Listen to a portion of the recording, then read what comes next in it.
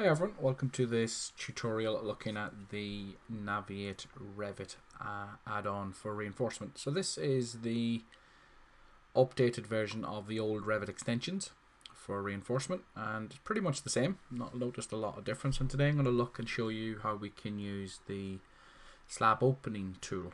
So I've got a model with a structural floor and I've modeled a floor opening. So to put in the corner bars, I select my opening, go to Naviate and select the slab opening tool.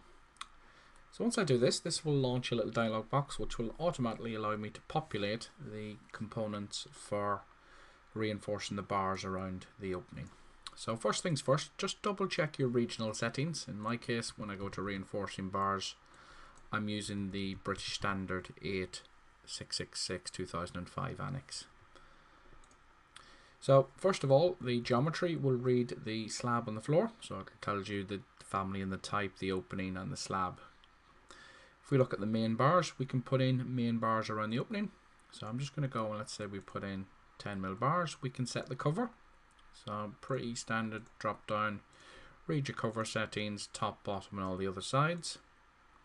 We can set the anchorage distances, so you can see that in here we can set the anchorage and the spacing of the bars, and we can also set the number of the bars. So I'm going to put 2 bars top and bottom, and I'm going to leave the anchorage at 50mm around the opening, and the spacing is going to be 200mm. If we look at the constructional bars, so this is the U bars, so we put let's say a 10mm, and you can change the type, so we can go to U bar or a stirrup. So I'm going to go with a U bar. I'm not going to hook it, and again you've got the parameters. So the spacing I'm going to say is 150, and the length then I'm going to say is 50mm, but I'm going to increase that to 100. And whether we want to put in corner bars, so again you can tick the option on and off. So again I'm going to go let's say with a 16. 2 bars, and then we've got the parameters for the spacing. So if we say the spacing is 150, and then our length let's say 75.